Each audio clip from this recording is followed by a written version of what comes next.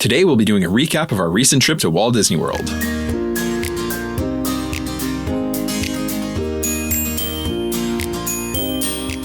Hello and welcome to the Let's Go to Disney podcast. I'm your host Oliver. Today is Sunday, December 17th, and you're listening to episode 15, November-December 2023 trip recap. Lucie is on the show again today to recap the trip with us. Hey everyone. Like Oliver said, we did our trip end of November, beginning of December, and wow, was it magical. And we're really excited to tell you all about it. Yeah, absolutely. It was a really good time and we experienced a lot of stuff, some old, some new, and we're really excited to share it all with you guys. Mm-hmm. Before we get into today's main topic, here's what's going on in the parks right now. There's a brand new restaurant that opened this week in Disney Springs. Summer House on the Lake is now open and greeting guests. It has an extensive menu with tons of delicious food and drink offerings. They also have a cookie bar with a ton of different cookie options, and it also has mobile order, which is a huge plus.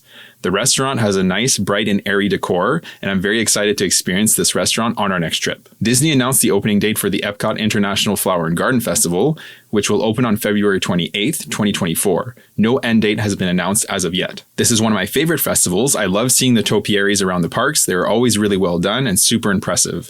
We were there for it last year, and we will be there again this year. Disney Parks shared more details on the cabins at Fort Wilderness. These are being repurposed as DVC cabins, and Disney shared more concept photos as to what the interior will look like. They have a nice modern feel, but with some classic touches as well. I think they look really good. The slated opening for these is summer 2024. Having said that, let's get into today's main topic. We just came back from our Walt Disney World trip, like we said, less than 2 weeks ago. We wanted to do this recap for you guys to give you an idea as to how we structure our trips when we do Walt Disney World, and this should help you pick and choose what you like to do, and you can turn around and apply this to your vacation. We'll go over where we stayed, what order we did the parks in, and why, how we structured our days, how we utilized Genie Plus and individual Lightning Lanes, when and where we took breaks, where we ate, and some of our best tips and tricks for the parks. So let's kick things off with where we stayed. We've said this before, but we are really partial to Coronado Springs Resort. Yeah, we are. We love it there. The tower that we like to stay in, the Grand Destino Tower, is new, and it always feels so fresh when you go in there. I love the big shower that is in the bathroom, and the room is always very clean, and it's just very modern, and I love it. Yeah, absolutely. Super great resorts. It's in a great location, super close to the parks. It doesn't take too long to get anywhere. It's got good dining, plenty of dining options with Three Bridges, Toledo, El Mercado, Maya Grill, Rick's Sports Bar and Grill. Like really, there's no shortage of food options here. People sometimes complain that it's like too spread out with the multiple bus stops, but really it's like around a lagoon. It's in a nice circle, and I think it's still a really, really fun place to stay. Absolutely. And it's actually kind of nice that there are the 4 bus stops around the resort, because then that way nobody's having to walk a long time just to get to the one bus stop. It's actually a really good system that they have there. And like honestly, the bus loop itself takes maybe 5 minutes? Maybe, yeah. And like we said before, and like Lucie just said, the rooms are beautiful. This time it was all decked out for Christmas, and my God, it was just so nice. So the lobby has all of this. It's kind of hard to explain, but like lanterns with lights, all that like line the entrance, and then all like the backing like behind the counters. And normally these lights are just like standard lights, like clear lights, but now they were red and green for Christmas. Yeah. They had a huge, beautiful tree in the main lobby area, but down on the second level. But you could still see it on the top too. It was absolutely impressive. The decorations. There was trees throughout the entire resort. Awesome thing about this resort is that you can just walk around, and it takes you a little bit of time, but you can see all of their decorations, the wreaths, the trees. It's wonderful. Yeah, absolutely. And they always have lights projected on the tower as well. Yeah. And again, sometimes they're blue, sometimes they're orange, but this time they were red and green for Christmas, which was really awesome. Yeah, Disney goes all out at Christmas time, and I absolutely love it. Yeah, for sure. So on our first night, we landed in MCO around 5 o'clock. Yep. We carried on, so we just went straight to our Uber and got in the Uber and went straight to the resort. So super easy, super fast. We even do this with the kids. Yeah, absolutely. Same thing we do with the kids. So once we got out of our Uber, we had already checked in. We checked in online, so we were just able to go straight to our room. So we dropped off our bags, just freshened up a little bit. Now, our initial plan is we were going to go into Epcot. We actually had a park pass reservation for Epcot and reservation at Via Napoli. Yes. But we ended up canceling both our trip to the parks and the Via Napoli reservations, and we just took it easy on our first night, and we ended up going to Three Bridges. Yeah, and sometimes it's okay to have those couple of plans in place, because you're never know how you're going to feel after a day of traveling. Sometimes you might have had like a really early flight. You get in, you're not feeling too tired, and you're ready to go into a park. But we just decided that it was best for us to just take it easy and then get into bed at a decent time to start our first day off bright and early and refreshed. So that's exactly what we did. And we love Three Bridges. So it's not that it was any sadness for us at all. We enjoy going to Three Bridges. It's really good food there. Yeah, for sure. And you're going to hear us say this a lot during this episode, is that we switched plans. So there's two things to that. So I don't want you to think that it's a good thing to change your plans. So if we go back a few years to when we first started going to Disney World, we were pretty strict with our plans. So we made those plans again months in advance. Like if you're planning a vacation, you know what we're talking about when you're planning these things, weeks, months in advance. And we really wanted to experience those things. A lot of these things we were experiencing for the very first time. So we wanted to make sure that we did it. We have the benefit of going pretty frequently. So we know that if we don't do something, we've already maybe done it, or we're going to have the chance to do it again in the future. Yeah. Now, if that doesn't apply to you, right? If this is the only time you're going to be there, or you really want to experience this, again, don't change your plans. If you want to experience that, then by all means, go do it. But the flip side of that is to have the flexibility to be able to pivot, right? So if you're feeling tired, or maybe you change your mind, you don't want to do whatever the thing is, whether it's dining, whether it's an experience, and you're within that cancellation window, then don't be afraid to do that too. Change those plans.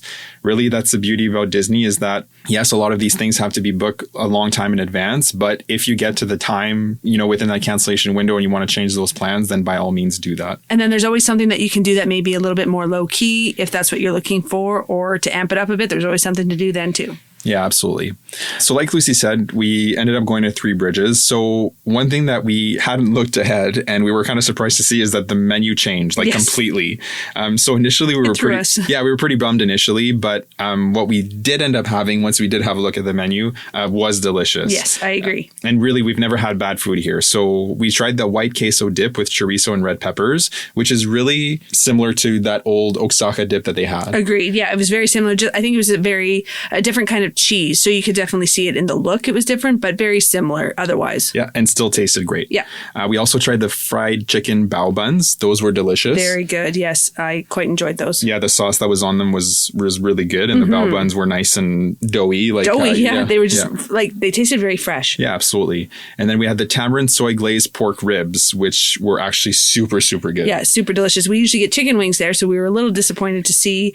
I can't remember if there was chicken wings on the menu. Yeah, I'm not sure. But I don't think we liked the sauce, the thought of the sauce too much. So these ribs, we decided, the sauce sounded really good and we weren't disappointed. No, absolutely. Super good. Super, super good. And of course, we shared a picture of sangria with that. Always good there. Yeah, and you can't go wrong there. They have 4 house sangria, and they're all good. We've had them all. We've done the flight before. We've done the Sangria University here. And all the sangria that comes out of that kitchen is really, really good. Yeah. We enjoyed our meal here. We took our time. After that, we kind of walked around the water for a bit and made our way to El Mercado, which is the quick service location there for dessert.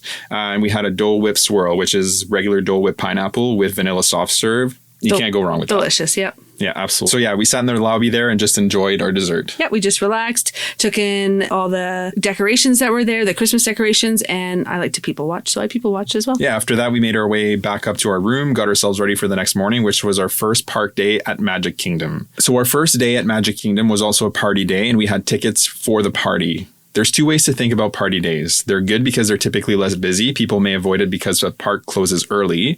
The other side of that is that while the park is open to day guests, it's usually less crowded, which means you can get more done with less time. We decided to go into the parks because we've experienced low crowds on party days before, and we knew we could get a lot done in the first part of the day at Magic Kingdom. And we were right about that. It was a good day. Yeah, absolutely. It was also a little bit cooler. Yes. Yeah, absolutely. The park was actually really quiet for the first little bit of the day. Absolutely it was. Yeah. So we were up bright and early. We did buy Genie Plus. We knew we would more than likely be able to experience our favorites twice this way with low waits. We booked Jingle Cruise and we had a really good return time. We also got a boarding group for Tron and we were rope dropping Seven Dwarfs Mine Train. So we didn't buy an individual Lightning Lane for Seven Dwarfs or for Tron. Yeah, exactly. And it actually worked out perfectly. Yeah, we were front of the pack at the touch points and for rope drop for Seven Dwarfs Mine Train. We got on that no problem. I've said this before, but Peter Pan's wait was not long yet. So we did that right after. I think it was less than 20 minutes, to be honest. Absolutely. Yeah, 14, I think we clocked it at somewhere around there. After that, we went straight to Haunted Mansion, and then we made our way to Big Thunder Mountain Railroad, and we rode that back to back a couple times. It was a walk-on. It's one of my favorites, so I was very happy to do that twice right off the hop. Yeah, absolutely. Again, park was pretty quiet, so we were able to do that. Just basically walking through the queue is the length of time of the wait. Yep, exactly. Yeah. After that, we did Pirates of the Caribbean, and then our Lightning Lane for Jingle Cruise, and those two rides are pretty close, so that just made sense. Oh, absolutely. Yeah, that was a perfect setup. Basically, while we were on Jingle Cruise, our boarding group for Tron was called, and we were feeling a little peckish, so we stopped at Gaston's Tavern for a coffee and cinnamon roll before we made our way to Tron. Yeah. So you've heard us say this before. It's one of our favorite go-to snacks in Magic Kingdom, and good. Like always, it didn't disappoint. Never. So after Gaston's Tavern, we went over to Tron. So a pro tip for your boarding group, if your boarding group is called, it's a good idea to go right away. It will give you a 1 hour window, but the sooner you go, especially if you're going earlier in the day, your boarding group is called early in the morning. Typically speaking, the queue for Tron, and this also applies to Guardians of the Galaxy Cosmic Rewind at Epcot, as the day wears on, the virtual queue line gets longer. I think just more people go or wait a little bit before they go in line, so that line will be longer. So I think we were there at like 10 o'clock and it was still very, very quick. Oh, absolutely. I felt like we were in and out of that ride very quickly, which is nice. Yeah, absolutely. After this, we used Genie Plus to ride a few more attractions. We had lunch plans to go out of the park. So we headed out of the park and took the boat to Wilderness Lodge and had lunch at Geyser Point, which is on the water at the resort there. Yeah, normally we probably wouldn't always make a lunch reservation, but on a party day, which didn't start till later on in the evening, we knew we wouldn't be eating a ton because we were kind of saving our appetites for the awesome party snacks. So we decided a bigger lunch was probably our best option. And it's sometimes nice to get out of the park when you're there for a party day because you're going to be there for so long. Yeah, absolutely. We knew it was going to be a late night with all the party offerings. So we wanted a nice long break outside of the park. We got a lot done in the morning and then we took it easy in the afternoon. So like I said, we took the boat to Geyser Point and we had lunch there. Which was really nice, that boat ride. It was fun. Yeah, it's a nice boat ride. Absolutely. You actually get to ride past the cabins at the Wilderness Lodge, which we had never seen before. So that was really fun to be able to see their location and you could kind of see inside some of them. So it was really nice. Yeah, they're very impressive. No doubt about that. So at Geyser Point, we had the chicken wings to start. They were good. Yeah, they were the sriracha. Yeah. They were spicy, but they were really good. And then I had the bison cheeseburger, which is a staple there, and it was absolutely delicious. And you had the fried chicken sandwich, and it kind of had a bit of that Nashville hot flavor going on, and it was quite delicious. I enjoy a good fried chicken sandwich, so I quite enjoyed it. Yeah, absolutely. From here, we walked around the resort for a bit, and Wilderness Lodge is absolutely beautiful at this time of year. The lobby. Impressive. Yeah. Wow. Like they have a massive tree. I don't know how many feet it is, but it basically reaches to the ceiling. And if you have seen that lobby, if you've seen photos of it, it's a big grand lobby. So this tree is massive. And it's full of like wood in the interior of that lobby. So it just fit very well. It gave you that ski lodge type of feel. It was perfect. And we were really excited to be there at Christmas time and to check it out a little bit more, the grounds and stuff, because in May, we're going to be staying there for the first time with our kids. And so we were really excited to just check out the pool because that's a big part of it for our kids. Yeah. And we've been to the Wilderness Lodge before for dining. We've dined at Artist Point there before. So we know what the layout is and we know we wanted to stay there eventually. But like Lucie said, it's going to be our first time staying there this next trip coming up. So we're really excited to experience that. So after we hung around Wilderness Lodge for a bit, we took the bus back to Magic Kingdom and then we took the monorail over to the Grand Floridian. We wanted to check out the giant gingerbread house there and try a snack from the pop-up store inside the house itself. It was super busy. So busy. I couldn't believe how many people were there. Yeah, it's beautiful. The house is really impressive. I took a photo of this and I want to share it with you guys because it's unreal. So it's made of 1,050 pounds of honey, 140 pints of egg whites, 600 pounds of powdered sugar, 700 pounds of chocolate, 800 pounds of flour, 35 pounds of spices, and then Disney says tons of creativity and Disney magic and pixie dust. And they're not kidding. This thing is impressive. Yeah, it is very impressive. Yeah, absolutely. And the Grand Floridian, again, like all the other lobbies. Beautiful. Beautiful, big tree. It's decked out. Yeah. It looks really, really nice. Yeah, and then we had to get in line because if you wanted a baked good or anything like that, you had to get in line. So that was quite a long wait for us. Yeah, I think it was about 30 minutes or so. Oh, yeah. You think it was more? It's kind of hard to remember. It was hard to remember. We were but looking around. We were looking around, right? We were looking at people taking photos, people walking away with their snacks. We ended up getting a shingle. And it was okay. Yeah, it's so disappointing, right? Because we were in that line for so long. The cookie itself had like a chocolate base, which was good.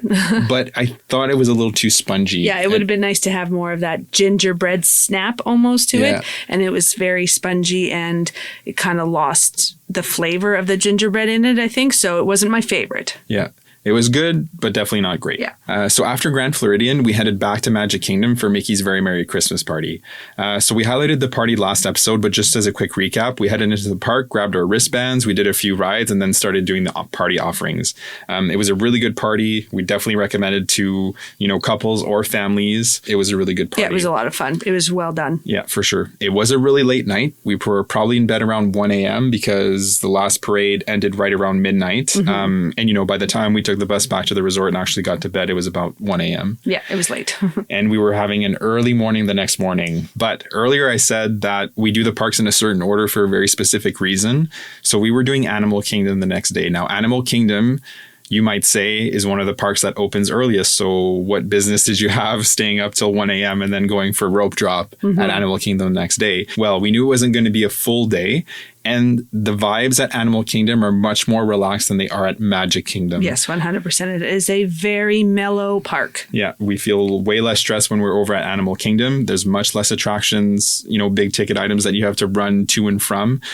So we knew that. So we specifically designed our week this way. Yes. So Animal Kingdom opened at 8 o'clock while we were there. And it's usually the park, like I said, that opens the earliest. And it also closes the earliest. Early entry was 7:30. So we were up very early and on the first bus to Animal Kingdom for rope drop. Yeah. So 7 a.m. happened for us while we were in line at Animal Kingdom already. Because like I said before, we were always there about an hour before early entry. So that was at 7:30. So we were at the park at around 6:30 for sure. Yeah. So 7 a.m. happened while we were in line at the touch points. So we didn't actually purchase Genie Plus for Animal Kingdom Day, and we didn't buy the individual Lightning Lane for Flight of Passage. Which is normally what we do anyways. Yeah, absolutely. I think that Animal Kingdom is the park where Genie Plus is the least necessary. And if you're rope dropping, you go to Flight of Passage, so the individual Lightning Lane is also not necessary. We were first in line at one of the touch points, and when they opened the park, we were at the front of the masses and we got on Flight of Passage really quickly. Very quickly. It's pretty much just the walk up into the ride area. That's the longest it took. Absolutely. They walk you through the whole queue, so it does take a little bit to actually walk through the whole thing, but I think they let you through like before 7:30. It was probably like 7:20 when we started walking towards the attraction, so by the time you get there, you actually get through the queue and you have the little pre-show. It's close at 7:30. Yeah, it's actually kind of nice to get moving a little bit ahead of time because then you don't feel like you're just standing there waiting. Yeah, exactly. We do plenty of that already. Yeah. So after Flight of Passage, we went straight to Navi River Journey, which is right beside it, and that was a walk-on. I think we basically, same thing, just walking through the queue, the length of time it takes to get to the front. And those two are the rides that would definitely get higher wait times later on in the day. So if you can tackle them first thing, then you don't even, like we said, you don't have to worry about Disney Genie Plus at that point. Yeah, absolutely. Flight of Passage consistently has a high wait time. And I think just by virtue of being in Pandora, Navi River Journey does have higher wait times. Yeah, not quite as high as Flight of Passage, but it still is pretty high throughout the day. Yeah, it goes hand in hand. So after Navi River Journey, we headed straight for Kilimanjaro Safaris, which had about a 15-minute wait or so, if I remember correctly. So we got right on that as well. There was a bit of a wait, like I remember, just walking a little bit, but nothing terrible. But nothing crazy, yeah, absolutely. So we got right on that pretty quickly as well. It was cool, so we did see a lot of animals out and about, which was really nice. It was actually the perfect time to go. The sun was just coming up. Like Oliver said, the weather was a little cooler, so it's like the animals all of a sudden got a surge of energy. It was fun. Yeah, absolutely. So from here, we headed to Expedition Everest, which was about a 10-minute wait. After that, we headed to Dinosaur, which again basically was a walk-on. From here, we caught the 11 o'clock show of Finding Nemo, The Big Blue and Beyond. It's a very cute show. The other worthwhile show at Animal Kingdom is Festival of the Lion King. We didn't see it this time, but we've seen it plenty of other times. Phenomenal show. It's Broadway level. So good. And we've seen The Lion King on Broadway, so we definitely can say that it is Broadway level. Yeah, absolutely. Super, super good. And I definitely recommend it for your Animal Kingdom day. After that, we were starting to feel hungry, so we stopped at Trilo Bites and had the buffalo chicken chips, which is house-made chips served with buffalo chicken and blue cheese dressing, topped with tomato and celery relish. Very tasty. We definitely recommend it. I quite enjoyed that, actually. It was a really good snack to share, and it kind of tided us over for a little bit. Yeah, absolutely. After that, we headed back into Asia for another ride on Expedition Everest. And then we hit up some shops on the way out and went back to our resort from there. Yep, and that's a typical Animal Kingdom day for us. Yep. Get all your stuff done early in the morning. And like I said, we might switch up the show depending, right? Sometimes we'll do... It's a Bug's Life. That's a fun one too. A Bug's Life and the Tree of Life at the base there. Or again... And sometimes we've even gone on the trek too, the gorilla trek, all that stuff. Yeah, the walking trail there, or the Maharaja, sorry, that's hard to say, jungle trek. Yeah. That's a good one as well. So again, just depending on what you're interested in, you can definitely spend more time in Animal Kingdom, right? If you want to experience more of these things throughout the day. So you can definitely make more of a day out of this. We were just out of the park a little bit earlier. So once we got back to our resort, we freshened up and relaxed for a bit. We had dining reservations for Homecoming over at Disney Springs. So we headed into Disney Springs a little early and we checked out some of the Christmas offerings over there. So there was a Christmas tree stroll where you can locate all the trees across Disney Springs, match the theming of the tree to the location and redeem it for a button. We didn't do this, but we saw most of, if not all, the trees. Yeah, and they were really nice, very well decorated. Yeah, absolutely. And we stopped at Jock Lindsay's Hangar Bar for a quick bite and drink. The lounge was decorated for Christmas, which looked really nice with like a bunch of garland and whatnot. Yeah, it was really nice. We unfortunately didn't get to eat in the lounge because it was so busy, so we had to sit on the patio, but that was okay too. Yeah, absolutely. It's right along the water there. If you've been there or if you've not been there, the patio does look out on the water, so it is a very nice patio there for sure. Yeah, they do have a holiday menu, so we tried some of the holiday offerings there. So we tried the Naughty or Nice deviled eggs, which is a spin on their usual deviled eggs. And it comes with ham and either sweet honey glaze or spicy honey glaze on top of the deviled eggs. The whites of the eggs were also colored red or green for the holidays. We had the nice eggs with the sweet glaze, and it was good. I enjoyed that. The honey ham was amazing. It was super tasty. It had like almost a crispy coating on it. It was super yummy. Yeah, absolutely. The ham on top of these eggs was really good. And the eggs themselves, it's deviled eggs, right? Super. I love deviled eggs. So super They were very good, yeah. In terms of drinks, I had the Ginger Mule, which was Frangelico liqueur, Stoli vanille vodka, and ginger beer, cinnamon stick and cranberries as a garnish. It was okay, nothing to write home about. Lucie, you had the anything goes, if I remember. Yeah, it was kind of a spicy drink, I guess. It had vodka, chili, liqueur, lime juice, passion fruit, and pineapple, which to me, the passion fruit and pineapple was what was calling me because I do like the fruity drinks. But that chili liqueur was so strong it would like burn my throat when I was drinking it, so was not my favorite. Yeah, absolutely. So drinks weren't great, food was. Yep, agreed. Their normal offerings there, so their usual deviled eggs, their pretzel, they have a lot of really good finger foods there, so it's definitely a good stop to make if you're at Disney Springs and you're feeling a little peckish. After this, we did some shopping and we went to Gideon's for a cookie. We waited about 15, 20 minutes or so. Yeah. Which is very typical. Yeah, absolutely. It's always busy there. We grabbed a pistachio toffee cookie. And it was very good as always. The cookies there are ridiculous. They're like a pound. They're super thick. The amount of chocolate chips or whatever chips are on it is insane. It is. But again, it's kind of a go-to. If you've never been, it's definitely worth a stop to experience these cookies or the cake or the cold brews. We've had the peanut butter cold brew there. That's pretty good. So it's definitely worth a stop during your trip. Having said that, like I said, the cookies are huge. So I took a couple bites and then every few days I take a few bites. It takes days to eat it. Lucie is not a big fan of these cookies. So this cookie was really more for me. The cookie tastes very good. I just don't have that much of a sweet tooth to be able to munch on it. Yeah. I'm excited to see the cookie at Summer House on the Lake or the cookie offerings there. They won't be as big, I don't think, so that will be better. Yeah, they look big, but they're not definitely as thick or as garnished. So definitely something to look forward to there. And then, like I said, we had Homecoming reservations. So we went there for dinner and man, oh man, it didn't disappoint as always. Lucie had the white peach sangria.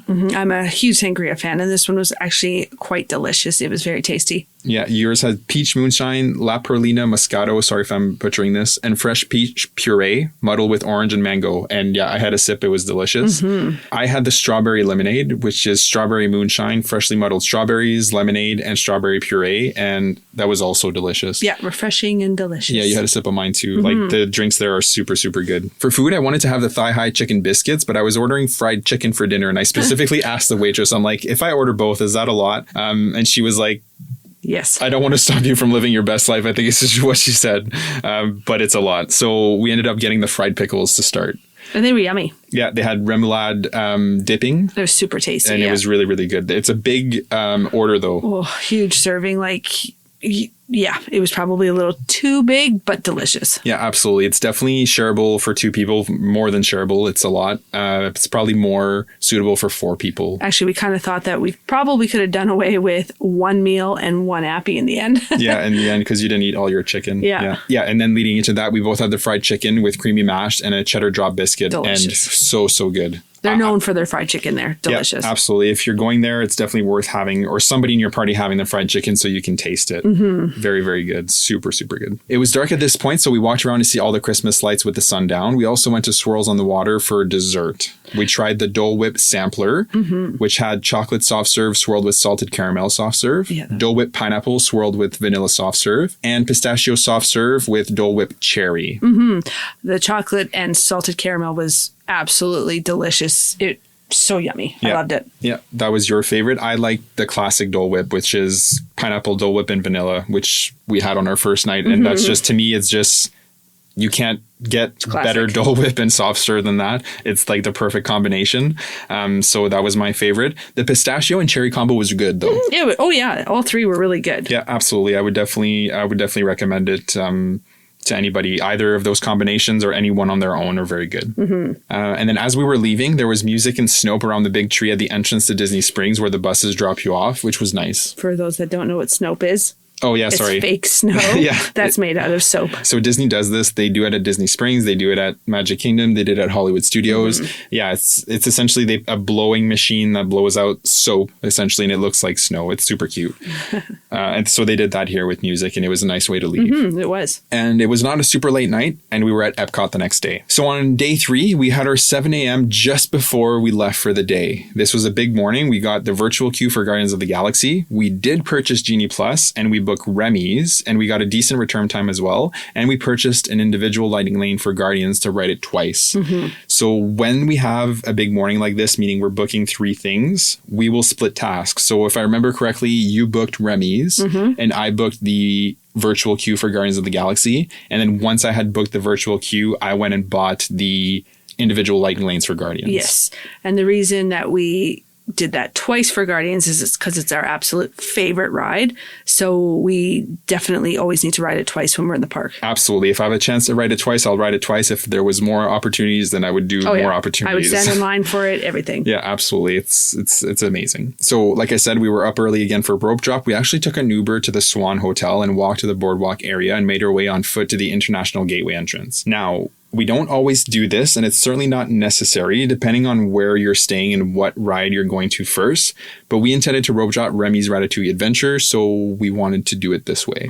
Park was opening at 9 a.m. and early entry was at 8:30, so we were at the entrance right around 7:30 with the other first people arriving on foot. We were near the front of the line, and when we entered the park, we were held at the entrance of the France Pavilion, like always. Cast members told us the ride was having a slight delay. It was about 15 minutes, I think. Yeah, which has happened to us before. Yeah, absolutely. And they'll usually give you a timeline where, like, we've been to rope drop for Remy's before, and they told us, like, it is not opening. It's not even close. Don't waste your time. So go do something else. So that day we actually ended up going to Frozen. Yeah. And again, it's just, I know we've said this before, but just having the flexibility to pivot, because it's happened to us at multiple parks, at multiple different attractions, that you get there for rope drop and plans change, or the ride is closed, or it's not opening in time, and it's going to be some time, right? If it's going to be 15 minutes like it was on this day, we stayed and we rode it right away. Yeah.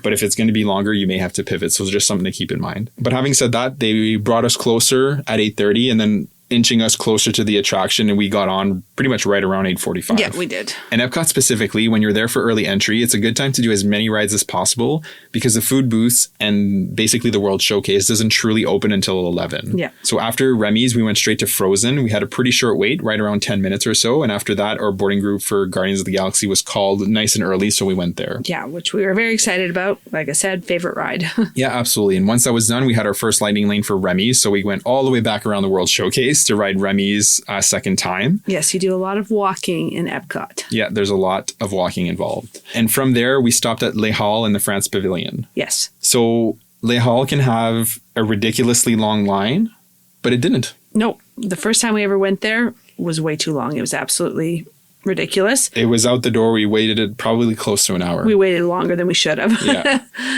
But having said that, it was delicious on that day, and it was delicious on this day. Yeah. So we had a couple of chocolate croissants, if I remember correctly. And some coffees. And some coffees. And basically, anything that you have there, savory or sweet, it's all good. It's all delicious. I agree. It's very good. Never had bad food there. So it's definitely a good place to stop for a morning snack. After that, we went to Journey of Water inspired by Moana, which opened on October 16th. So this was our first time experiencing it. It's always fun when it's your first time experiencing something. It's very exciting. And this one did not disappoint. It did what it was supposed to. It's all about water and it kind of tells a story and it was very cute. And there is a dry path that you can take or a wet path that you can take depending on what you want to do. If you want your feet a little wet or not, you can take either path. Yeah, absolutely. Having said that, it was downright cold this day. Yes. So dry path. We took the dry path. Yeah, absolutely. We did interact with some of the water elements, but it was too cold to get truly wet. So we were avoiding the most wet parts of the wet parts the wet path would probably be fun on a hot Florida summer day. Oh yeah, 100%. When it gets to be like, 90, 100 degrees, it would be the perfect way to cool down. It was not that much cooler. We actually had jackets and multiple layers on. So that was not the day to get wet. No. Yeah. So after Moana, the booths were now opening. So first thing we tried was in the Mexico Pavilion at Las Posadas Holiday Kitchen. We had the giant tostada, which was really delicious. So yummy. It's really, really good. It was so cold though. We were literally freezing eating this tostada at those standing tables along the World Showcase. We were shocked at how cold it was, and it was really hard to actually fully enjoy the tostada when you had the wind just hitting you like a ton of bricks. Yeah, absolutely. It was just like permeating, going through the clothes. It just felt so cold. Cold. It was obviously a cold front because a couple of days later it was back and nice and warm. So yeah. It is what it is. Right around this time, we snagged a lightning lane for Frozen. So we went there riding it for the second time. And after that, we made our way to the Bavaria Holiday Kitchen in Germany for our second festival snack. So here we had the cheese fondue in a bread bowl, which was delicious. Yeah, it came with like some veggies. I can't remember every veggie. There was baby potatoes, carrots. Yeah. It's actually quite tasty. Zucchini. Oh, yeah, that's right. Zucchini. And then the bread bowl with obviously the cheese fondue in it. And it was super yummy. And then you got to eat the bread bowl afterwards with all the cheese in it. It was perfect. Yeah, it is perfect because you're literally taking the cheese with all the sides and then you get to eat the bowl itself, which is like soaked in the cheese. And on a colder, windy day, it hit the spot. 100%. It was exactly what we needed. So that was a 10 out of 10 for us. And then we also had the Linzer cookie, which was our first cookie we tried from the holiday cookie stroll. And it was our favorite. Yeah, 100%. It was the best in my opinion. It was basically two nice soft cookies, very, very tasty with like jam in the middle. And then some powdered sugar on the top. Perfection. Yeah, 100%. It was super, super good. After that, we went to Shiwasu Holiday Kitchen in Japan and had the sushi tree, which was really good as well. Yeah, we're a fan of sushi, so it was quite tasty. Yeah. And even if you're not a fan of sushi, this is a very good entry-level sushi. It doesn't have any like raw fish or like, weird things that you may not enjoy if you're not, a sushi person. It's basically a California roll with a spicy mayo on the top. Yeah. It was good. Yeah, absolutely. It's a good entry level one, or if you enjoy sushi, you'll enjoy this for sure. We walked around the World Showcase and saw some of the holiday character shows, which was nice to see. We then went back to Guardians of the Galaxy again a second time for our individual lightning lane. Once we got out of there, the Noche Buena Cachina is in that area, so we had our second cookie of the cookie stroll, which was the spiced chocolate cookie. This was really good. Yeah, it was actually quite tasty. I enjoyed it. Yeah. There was kind of like a frosting on top that the spice was supposed to be in. I think so, yeah. But you can really taste the spice. Like the chocolate cookie itself kind of took over, which is not a bad thing at all. It was a very good cookie. Yeah, it was tasty. Yeah, for sure. After that, the park was starting to get busier, so we booked lightning lanes for Soarin', which is currently soaring over California for a limited time during the 100th celebration. And we did Living with the Land, which has its holiday overlay, Living with the Land Glimmering Greenhouses. It had a whopping 40-minute wait, which is super rare for this attraction. It was weird to see it at 40 minutes. I've never seen it past 5 minutes. It's always a walk-on. Usually a walk-on, absolutely. Though I loved this holiday overlay. The decorations were really good. Yeah, they did really good with the lights and stuff. It was fun. So in the first part of the attraction, when it kind of takes you through the rainforest and the farm and everything, there was not really anything holiday there at all. But once you get into the greenhouses, it's all decked out lights, like in the sand, on the trees. Yeah, it was very nice. Yeah, for sure. Very well done. After that, we headed to Connections Cafe for our third cookie, the holiday sugar cookie from the cookie stroll. This was decent. It's a good sugar cookie, nothing to write home about. Agreed. Yeah. I like a sugar cookie, but nothing fancy. Yep, it was just a sugar cookie. It is what it is. We knew the prize was a cookie and you need 5, so we had 3 on our first Epcot day, so that was our last cookie of this day because we knew we were going to do the other 2 and then our prize cookie on our second day. We had dining reservations at Ohana over the Polynesian, so we headed that way a little early. We took the monorail from Epcot to TTC and then walked to the Poly from there. So the Polynesian, if you don't know, is super close to the TTC. You can take the monorail from TTC to the Poly. Of course you can do that, but honestly, it's probably just faster to walk, which is what we did. Exactly. When we stayed at the Polynesian with the kids, we walked to the TTC and it was super easy. Yeah, honestly, it just makes sense. If you're going to Epcot, to just walk to the TTC, absolutely. Mm-hmm. Yeah. So we looked around the shops there and actually checked into Trader Sam's Grog Grotto. So if you don't know, Trader Sam's is kind of like a unassuming entrance. It's really just a door. It's a door. Yeah. And if you don't know that it's there, you might miss it. And it always has a really long wait. So we went and checked in and the wait was about an hour and 15 minutes, which worked out really good because we were close to our Ohana reservation. So we put our name down and then we were going to go down for a drink after, which is exactly what we did. Mm-hmm. So we went upstairs for our Ohana reservations. It was good as always. It's actually probably the best experience we've ever had there because of where we were sitting. I agree. We had the best seating we've ever had, which actually can make a world of difference in your dining experience. Yeah, so what Lucie and I have found over the years, going just her and I, is that typically speaking, it's not always the case, and it wasn't the case in this one. Yeah. But typically speaking, if you're two, you don't have the best seating in the house. A lot of the best tables are tables for four. Usually if you're two, you're sitting close to the kitchen or the bathroom, or you're just kind of in these awkward spots. And the only reason we can say that is because then we've been to the same restaurants with our kids as a family of four, and our seating always seems to be a lot better. Yeah, and that's, again, it's a sample size of what it is, which is our trip. So we could be completely out to left field, but that's our experience. When it's the two of us, typically not the best. When it's the four of us, it's often really good. But having said that, Ohana this time knocked it out of the park right on 100%. The window. Table for two along the windows, great views of the Magic Kingdom, great views of the castle. And of the Polynesian Resort, overlooking the water, and their pool and stuff. It was perfect. Absolutely. The best seats I've ever had over at Ohana. 100%, which actually just makes it all the more better. And I don't know if this contributed, but it was also the best dining experience I've ever had there. Mm-hmm. Yeah, our waiter was phenomenal. And there was I don't know if he's the owner, but he's always there. He likes to play the ukulele and walk around and interact with the crowd. So that was kind of fun too, to watch him and interacting and hearing everybody's stories. Yeah, absolutely. He was, involving the crowd, asking, does anybody have a special event going on, like a anniversary or a birthday? And a bunch of people did. Super, super nice to have that kind of live entertainment there. But aside from that, the food, it was just, we've had it where everything is brought out at the same time, and it's, you're kind of like trying to scarf everything down because you don't want anything to get cold, and you're trying to experience everything at the same time. But this time it was really well paced. It really was. Yeah. Like bread, salad. We actually had time to eat some bread and eat our salad. And then they brought out the Ohana noodles, the dumplings, the wings, and the veggies. And again, there was a gap between that and the next one. So we were able to enjoy that. It was just the pacing was really well done. Yeah. The food wasn't, I feel like they didn't bring as much this time. Yeah, which we appreciated because they can bring too much and you feel guilty. So you keep eating. Yeah, and then you're so full by the time the bread pudding comes out. Yeah, exactly. When they bring out more food, you feel obliged to eat even if you're full, right? Mm-hmm. Which is, it's an all you can eat. Some would argue that that's the point. Yeah. But we left there and we weren't feeling like disgusting full. So that was really nice. Funny thing, while we were eating our bread pudding, I got a text message that our table at Trader Sam's was ready. Mm-hmm. So I actually didn't tell Lucie initially because I wanted her to enjoy the bread pudding because it's the best part of that dinner, in my opinion. But she kind of saw it on my face. So she's like, did you get a text? And I'm like, yeah. So, but having said that, they held the table for 15 minutes, which ended up being the perfect amount of time because we were able to finish our bread pudding. Our waiter brought the bill right away. We settled that. And then we were able to head right downstairs to Trader Sam's. So Trader Sam's is so fun. Depending on what you order, it causes the room and the waiters to do different things. One thing to note, it's kind of like over at Hollywood Studios, it's escaping right now, Oga's. Oga's where you can sit with different people. And that's exactly what happened. So when we first went in, we sat in with a grandmother and her granddaughter who were doing a trip together. And we chatted with them. Super nice people. Oh, yeah. You have to be willing to be friendly when you go there. Yeah, 100%. So we mingled with them while they finished their drink and we ordered ours. And they were done. So they actually left. So then it was just Lucie and I. We were enjoying our drinks and watching the crowd and the different drinks being ordered and all that.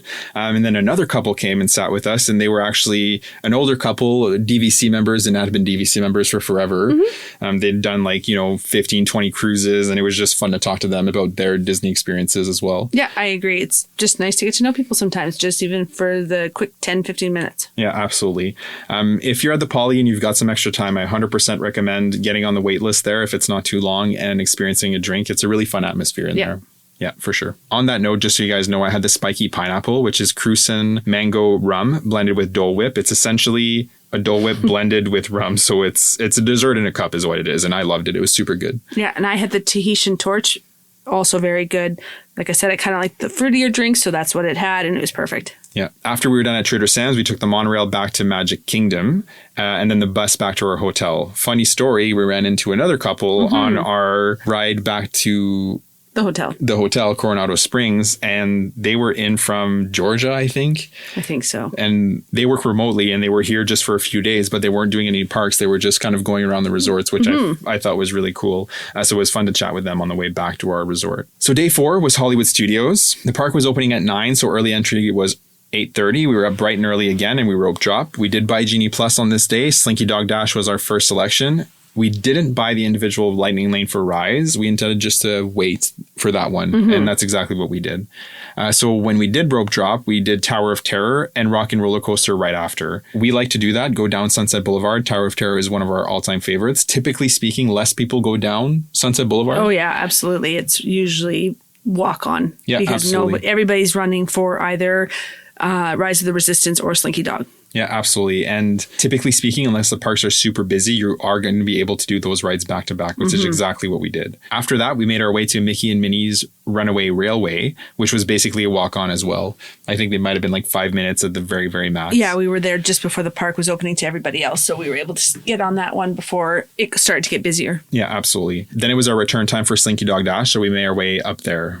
The wait time was about 45 minutes, which isn't as high as the height of the day, but it's still good use of your Lightning Lane because that's saving you 45 minutes right there. I agree. After that, we headed to Smuggler's Run, which had a short wait. I think it was like 10 minutes or something like that. Yeah, about that. And then we snagged another Lightning Lane for Mickey and Minnie's, so we went and rode that a second time. Yeah, which is always so much fun. Yep, I love that ride. Again, not long after that, we got another Lightning Lane for Toy Story Mania. So it's constantly moving. It's constantly flowing. It's a lot of fun when you can work the Lightning Lanes for that kind of stuff. Yeah, absolutely. And if you've heard us say this before, refresh, right? Yeah. So Toy Story Mania, you get it. It's like 5 p.m. when it's 11 a.m. Grab it. Yeah, grab it, but don't settle for that. Keep refreshing your screen to get a better time. And we always have success doing this. Yeah. Before going over to Toy Story Mania, we actually stopped for a Wookiee cookie at Backlot Express. So this is essentially 2 oatmeal cookies sandwiched with like vanilla cream and like a chocolate sash. Yeah, meant to look like Wookiee, basically. Yeah, it's massive, right? So it's probably too much for one person. We cut it right down the middle and it's a nice snack. It's perfect. After that is when we got in line for Rise of the Resistance. So it was only about a 50-minute wait, which for Hollywood Studios days should tell you how not busy it was because we got in line and I think we only ended up waiting like 35 minutes. And it's a really big queue and you're pretty much constantly moving, so you don't actually feel those 35 minutes. It's really good. Yeah, for sure. And it was a night of Jollywood Nights party, so that probably had something to do with it as well. Agreed. So we had reservations for Sanaa over at the Animal Kingdom Lodge at 2:55. Again, so this was similar to our Magic Kingdom day with Mickey's Very Merry Christmas Party. We wanted an afternoon break because we started our day in Hollywood Studios and we were coming back for Jollywood Nights knowing it would be a late night. So we made this mid-afternoon reservation to kind of get out of the parks. Yeah, it does us really good just to get out and to go see some places we've never seen before. Yeah, absolutely. So we took the bus from Hollywood Studios to Animal Kingdom Lodge and went to Sanaa for lunch. Yeah, it was really easy to get there. Yeah, a late lunch, yeah. So another beautiful resort and gorgeous around the holidays. Seeing the animals on this resort was insane. Yeah. We will definitely have to stay there. Yeah, 100%. It's definitely on the bucket list. For those of you who don't know, the same architect that designed Wilderness Lodge also designed Animal Kingdom Lodge. So that lobby is beautiful. It has a similar feel, definitely a different decor. It's like, African themed. It's beautiful. Big tree, just like the Wilderness Lodge. It's all decked out for the holidays. It was beautiful there. Like I said, we went to Sanaa for lunch. The bread service is phenomenal. So there's 5 kinds of naan, 9 dips, and it's all delicious. Absolutely. I could have had 2 portions of that. Like, it was so good. Yeah, 100%. We could have just had the bread twice and skipped entrees, and I would have been happy. Yeah. For drinks, I had a raspberry mojito with Bacardi raspberry rum, Mount Grey Eclipse rum, lime juice, mint, and raspberry puree topped with soda water. And it was a really, really tasty drink. I had the rum swizzle. As always, a nice fruity drink. I thoroughly enjoyed it. Yeah. And then we both had the Zanzibari vegetable curry with chicken for our main course. And that was absolutely delicious. So delicious. So filling. It was really big because we just had the bread. Yeah. So we were nice and full after that meal. But what a flavor of everything we had there. Yeah. Hands down, one of my favorite restaurants so far that we have been to. For sure. It's worth your time. Even if you're not staying at the Animal Kingdom Lodge, the Animal Kingdom Lodge itself is beautiful and that restaurant is worth it. And if you're going there, 100% you have to do the bread service. It's just, they knock it out of the park. After that, we went to the Mara, which is the quick service location at Animal Kingdom Lodge, and we grabbed some zebra domes. And those were super delicious. I recommend if you're there, they come in a little pack of 4. Stop by the Mara, grab it, take it back to your room. It's definitely a fun and yummy snack. We got back to Hollywood Studios around 6 p.m. We picked up our wristbands and lanyards and watched the Fantasmic show before our party officially kicked off, which was at 8:30. Like I said before, we highlighted our party experience in last week's episode, but overall, it was just okay. Just okay. If you want to hear more, go check out that episode. This was another late night. The fireworks started at 12:30 and ended about like 15 minutes after that. So we weren't back at the resort until well after 1 a.m. And our next day was our second Epcot day. Yeah. So the next day we had a later start and we didn't rope drop. Which was very hard for my husband. Yeah, I have a hard time not doing that. In actuality, we kind of did rope drop, but not the way we normally do it. So normally we're up like as early as possible. We're on the first bus and we're the first people at the turnstiles, the first people in line for the attractions. Like we are go, go, go. But we only woke up at 6:55. And the only reason for that is so that we could join the virtual queue. For Guardians of the Galaxy, yeah. Yeah, exactly. And we still went to Remy's, but we took the bus to Epcot and came to the front entrance. There was a lot of people there already by the time we got there. But even with that, I didn't think we waited more than 10 minutes or so to ride the ride. Yeah, it actually went really well. For our first time never rope dropping, it went very well. Yeah, absolutely. After that, we made our way to Frozen. Again, not a super long wait. I think the posted wait time was 20 minutes, but we didn't even wait that long. No. And then we went to Guardians of the Galaxy for our boarding group and back to Frozen because we got a good return time on our lightning lane. It was going super well for being later entering the park. So I know this may sound like we do a lot of the attractions twice, but you notice things you don't usually the more you ride an attraction. And if you love an attraction, why not try to do it more times? I would ride Guardians 5 or 6 times a visit if they let me. Yeah, absolutely. I love being able to do the attractions more than once, and I love being able to do them more than once without waiting in long lines. Agreed. After that, we head into the World Showcase for some food. On this day, we started at the Shanghai Holiday Kitchen in the China Pavilion. We had the chicken skewer with creamy peanut sauce, which was really good. I enjoyed that. Yeah, it was super tasty, actually. And then we also had the vegetable spring rolls with citrus sauce. Yeah, it was good. Nothing insanely special. It's usually a typical spring roll that you would get, but really tasty nonetheless. Yeah, absolutely. Next, we went to Tangerine Cafe at the Morocco Pavilion. We tried the grilled chicken kebab with carrot chickpea salad and garlic aioli. Wow. So good. Really, really delicious. This is probably the highlight of all of the food booths was the Morocco Pavilion. Yeah, yes, it was definitely for flavor, for taste, for freshness. Perfect. It was very good. Yeah. We also had the stone baked Moroccan bread with hummus, chermoula, and zoug, and that was also super delicious. Yummy. Yeah, for sure. You can't go wrong with any of the offerings there. They were really, really good. After that, we went to the Canada Pavilion for our 4th cookie of the stroll, which was the Snickerdoodle cookie. This was a big cookie with chunks of Snickers and chocolate drizzle on top. It was good. We enjoyed it. Yeah, I liked it. Yeah, it was good. It was yummy. We also had the beef bourguignon here with the crushed potatoes. I actually really liked this one. Yeah, it had a really nice flavor to it. Absolutely. And again, it was a chillier day. It was hearty. Yeah, it was good. Definitely a good that time of year snack. Absolutely. After that, we had a lightning lane for test track. So we did that and headed over to Holiday Hearth Desserts in the Odyssey Pavilion for our 5th and final cookie of the stroll. This was the peppermint pinwheel cookie. It was essentially a swirled cookie, and we really couldn't taste the peppermint. Yeah, it was okay. It was a sugar cookie, which I like, so I wasn't sad about it, but it was probably my least favorite of the 5 cookies we tried. Yeah, it was just okay. Yeah. It was on par, if not a little bit worse than the sugar cookie over at Connections Cafe. Yeah. We also tried the apple caramel crumb cake here, which was actually really good, so we enjoyed that. Yeah, it was tasty. Yeah. After this, it was our individual lightning lane for Guardians. So we rode that for the second time. And if I remember correctly, for this, we had two of the best songs in my opinion, I Ran and September. So 2 bangers back to back. I was really happy. Yeah. So not for nothing, but this day was November 30th. I knew that previously Disney had said that the Hatbox Ghost would be going in at Haunted Mansion in Magic Kingdom in November. And I had seen on social media that he had gone in overnight.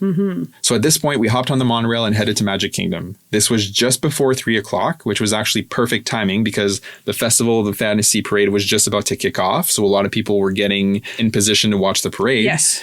And Haunted Mansion, we had kind of kept an eye on it. It had a 50-minute wait or longer all day, and it just had dipped to 40 minutes. And I think because of the parade, we waited all of 25 minutes. Max. And it was cool to see Hatbox Ghost on day one. Yeah, it was fun to be able to say we saw Hatbox Ghost in its location on day one. It was a lot of fun. Yeah, absolutely. I took a couple photos and some videos and then posted on my socials. I was pretty excited about that. Then we jumped back on the monorail right back into Epcot. Yeah, exactly. That's the beauty about park hopping sometimes. Yeah, 100%. We're annual pass holders, just FYI, so that's why we were able to hop back and forth. So we caught the candlelight processional on this day.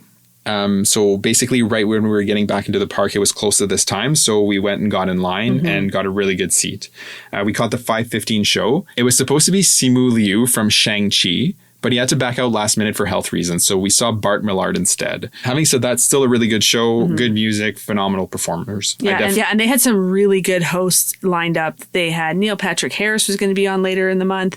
They had Brendan Fraser, Jan Stamos, lots of fun people. Yeah, absolutely. They always have really good celebrities. So depending when you're there, just look to see who's presenting and then go see who you want to see. Absolutely. Yeah. After that, we had dining reservations at La Hacienda de San Angel. This is one of our favorite locations to eat at around the World Showcase. We started with the totopos con queso, which was white cheddar cheese and salsa. Yeah, super yummy. We get it every time. Super, super good. I had the La Cava avocado margarita, which was delicious. It's green. It kind of looks off-putting, but it was phenomenal. Yeah, I tried it. It was good. And I had my usual sangria. Never disappoints. Yeah, absolutely. I had a sip of that. It was really good. And then we both had the alambre de res with seared tenderloin, bacon, poblano, and bell peppers, onions, Monterey Jack cheese, and salsa verde. It's not the first time we've had this for good reason. Yeah, it's our favorite. Consistently good. It's good every time, and we love it. For dessert, we headed over to Holiday Sweets and Treats to redeem our prize for completing the cookie stroll. The prize was a chocolate peppermint milkshake and a star cookie like the star from the new Wish movie. It was a sugar cookie with icing on top. Standard cookie. Again, nothing special about it. The milkshake, though, which was more of a soft serve consistency, was really, really good. Yeah, it was tasty. I enjoyed it. Yeah, absolutely. We ate it with spoons, not straws. Super, super tasty. Yeah, it was yummy. After that, we watched Epcot Forever, and we called it a night. So reminder that this was November 30th, and Luminous, The Story of Us, had its first show on December 5th. I was pretty bummed to miss it, but I am excited to catch it next time. We're definitely going to stay with the kids and see that show. Yeah, Epcot Forever was just okay. Yeah, if you've seen Epcot Forever, like when you compare it to other nighttime spectaculars, it's not quite as impressive, but it's still a good fireworks show. The finale was good. Day 6 was Hollywood Studios. This was another early morning because Hollywood Studios actually opened at 8 on this day, so early entry was 7:30. We did buy Genie Plus again, but again, no individual lightning lane for Rise. We rope dropped Tower of Terror again, but we were quickly advised by cast members that Tower of Terror was not opening, right? This goes back to what we were saying earlier. Sometimes things change. Yep. And Rides they kind break of down. Yeah, and they insinuated that don't wait here, you should go do something else. So Yeah. we actually booked it over to Rise, and that was a walk-on. Yeah, it was actually it worked out well for us in the end. Yeah, honestly, by the time we got through the whole queue, we were being led into those pre-shows. If you've experienced it before, if not, I don't want to give too much away, but it really wasn't a long wait. Once we got off there, we went to Smuggler's Run, and after that, we went to Mickey and Minnie's Runaway Railway. Again, this is all in early entry, right? So this was all between 7:30 and 8 o'clock. Then we had our first lightning lane for Slinky Dog Dash. We grabbed a couple of coffees from Woody's Lunchbox, and then we snagged a lightning lane for Mickey and Minnie's, and we rode that a second time. Yeah, it was going very well for us that morning, even with the first little hiccup. Yeah, with the first hiccup of having to switch gears of what we rope dropped, it still went really well. After that, we stopped at Baseline Tap House for a drink and some eats. Favorite. Absolutely. We shared the charcuterie board and the warm pretzel with beer, cheese, and mustard, and it's delicious. So yummy. We love sitting there. It's got such a fun, chill vibe looking out on the crowds and stuff. It's just a really great spot to stop. Yeah, absolutely. One of our favorites. Definitely when it's just Lucie and I, we always stop there. I had the Golden Road Mango Cart, and you had the California Sunset. Fruity and delicious. Yep, and my beer was very, very good. Nothing wrong with it at all. After that, we got a Lightning Lane for Smuggler's Run, so we rode that for a second time. We then headed out of the park and took the bus to Port Orleans French Quarter. We stopped at Scat Cat's Club... Sorry, that's hard to say. Scat Cat's Club Cafe for those beignets. We shared the 3 beignets and got all 3 dipping sauces, so the jam, the chocolate, and the salted caramel. And man, oh man. Delicious. Yeah, there's not a whole lot to say. Lucie said it best. It's probably good we didn't stay here because I would totally be eating these every day. We did have family that stayed there, my cousins, and they actually really enjoyed their time there. So it is definitely a great resort to stay at if you want to. Yeah, and they did not have beignets. They did not. Which is shocking because it's like a staple there. You have to have the beignets. Anyways, one of my all-time favorite snacks I've ever had on Disney property. Okay, I'm not overselling it here. It's legit that good. They're light, airy, powdered sugar. They were still dips. warm. Yeah, like it's ridiculous. Perfection. I 100% recommend it. Even if you're not staying here, swing by so you can have these beignets. Yeah. We walked around the grounds after that and we walked over to Riverside, just along the water. It's such a nice resort area along the water. It was nice to just relax and spend some time out of the parks as well. Yeah. And then this is another example where we switched plans. So we were initially supposed to go back to Hollywood Studios and eat at Sci-Fi, but we canceled that reservation and made a last one for Boathouse at Disney Springs. Yeah, we'd already seen Fantasmic on our first Hollywood Studios day before the party. So we were going to see it again that night and decided, we already saw it. We're not really feeling it. Yep. Let's just take it easy and go to Disney. Yeah, exactly. Yep. Let's just take it easy, go to Disney Springs and eat at the Boathouse. Yeah. And that's exactly what we did. So we went back to our resort and freshened up and then took the bus into Disney Springs. We did some shopping and then we went for supper. We both had the blueberry lemonade cocktail, which is Stoli blueberry, deep Eddie lemon vodka, homemade lemonade, and fresh blueberries. So good. Delicious. Yep. Yeah. I could have a few of these, but we only had one. Yeah. We shared the duo chips and dip to start, which is fresh salsa romesco and pimento cheese. We love anything with dips. We're big dip people, so you can't go wrong. And like chips and dip, really, like it's always good, So right? good. And then for an entree, I had the Yacht Club, which was just okay. And you had the Dockside shrimp boil, which was my second time having it, and I absolutely love it. Corn on the cob, potatoes, andouille sausage, and shrimp. So delicious. Yeah, for sure. I had a couple bites of her He dish. regrets not getting it. Yeah, I regret. Yeah, exactly. Yeah. Anyways, and that was a fairly early night, so we turned in after that. We took the bus back to the resort and had an earlier evening. And it did us some good, I think. Yeah, absolutely. And then our last day was back at Magic Kingdom. So again, we did Genie Plus and our boarding group for Tron, no individual lightning lanes. We rope dropped Seven Dwarfs Mine Train, went to Peter Pan, Haunted Mansion, Big Thunder back to back. Again, it was basically a carbon copy of our first day. It works for us. We love it. We get always our stuff done early in the morning and then take it easy in the afternoon. That's our style. We grabbed fresh fruit waffle sandwiches from Sleepy Hollow, which has bananas, strawberries, and blueberries with hazelnut spread, which is essentially Nutella. And that's one of our favorites. Delicious. If you've listened to the show, you've heard us mention this before. It's definitely worth a stop if you're in Magic Kingdom. We grabbed a couple coffees. It was perfect. It was a great way to just stop. Yeah, absolutely. After that, we headed to our Tron boarding group, and then we rode the People Mover. My favorite. One of my favorites. I love it. Very, very relaxed ride. It takes you to have some really good views of Tomorrowland and the castle. Yep. So it's definitely worth it, in my opinion. Kind of longer, too. It's nice. It actually gives you a little bit of that break you're looking for. Yeah, it gets off your feet for a little while, which is sometimes exactly what you need. Kids really like that one, yeah. They sure do, yeah. After that, we headed back to Haunted Mansion, which is one of my favorites. Then we actually took the bus to the Riviera Resort, and we got some almond cold brews there from the Le Petit Café. And it was actually really nice. It was, that's one of the things I loved about this trip this time was that we just took a lot of breaks and went to a bunch of different resorts and tried little snacks here and there. It was a lot of fun. And that cold brew really hit the spot. We're coffee drinkers, coffee lovers. So a nice cold brew in the afternoon when it's starting to get hot. And that day was actually quite warm. It did it perfectly. We grabbed a couple chairs down by the water near their pool. It was perfect. Yeah, absolutely. Lucie and I love the Riviera Resort. We've been there for dining. Like and then been exploring around. We've never actually stayed there. We tried. We tried. We tried to, actually, we were going to stay there instead of the Wilderness Lodge on our next trip, but there wasn't availability. We rented DVC points for that trip, but availability wasn't there for when we wanted to stay. So we did Wilderness Lodge instead, which is another one of our bucket list items. So we weren't disappointed, but we'll stay there one day. We will stay there one day. Absolutely. Topolino's breakfast, 100% worth it. We'll be going there again. One of the best dining experience I've ever had on property. So definitely recommend it. Riviera is a beautiful resort. After we sipped on those cold brews, we walked over to Caribbean Beach Resort and enjoyed the grounds over over there. So another one we hadn't seen before. It was so Yep. much fun to just go in there and take a look and see if that's a spot we'd like to stay at one day. Yeah, talking about big resorts, wow, Oof, that one is huge. massive on either side of the water, but it is right on the Skyliner. So we hopped on the Skyliner after we were done at Caribbean Beach, and we actually went into Epcot. This was before 2 o'clock. It was right around like 1:20 or something like that. So we weren't able to park hop into Epcot right away. But I had bought the Multiple Parks Genie Plus. So a quick note on that. Magic Kingdom and Multiple Parks is usually the same price. So if like Magic Kingdom Genie Plus is $27, Multiple Parks will also be $27. So if you have park hopper tickets or your annual pass holders, you might as well purchase Multiple Parks, even if you're not planning on hopping. Your plans might change. Exactly. Just like and ours then did. Exactly. And then you can book Lightning Lanes in the next park. Yeah. So I was actually lucky and I was able to grab a 3 p.m. Lightning Lane for Remy's.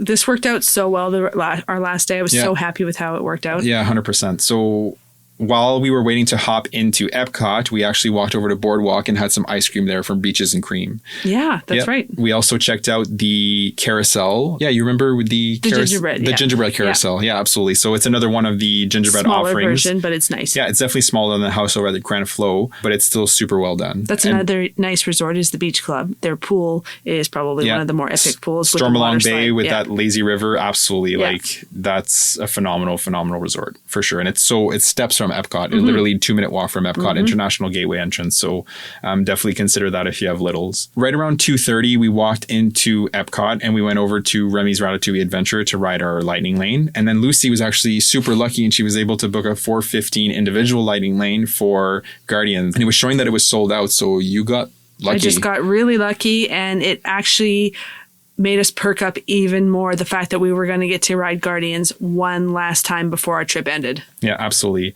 So this was December 2nd, right? It was the day before we left. Yep. And around the World Showcase, my God, it was busy. Ooh, it's too busy. It was super busy on that day. So after Remy's, we walked over to Guardians. We did our 4:15 individual Lightning Lane for Guardians. And then we headed to Via Napoli for supper. And we got really lucky with that too. We were Yep. able to join the walk-up list, and they got us in really quickly.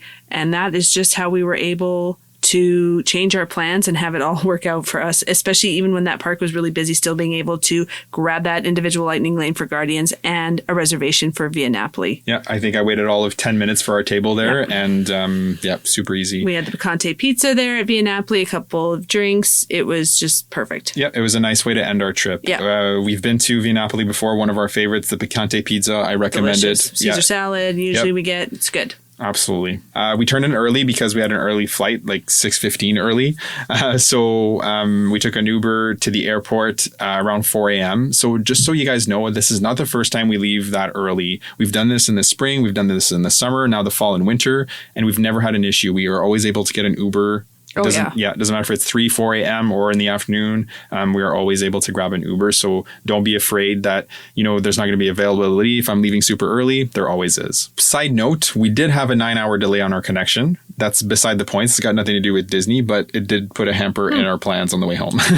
Just grateful we didn't have the kids with us for Yeah, that. 100%. That would have been a nightmare. With all that said, this episode should have given you a good idea on how we structure our day and can hopefully help you plan how you may want to structure your days as well. Yeah, absolutely.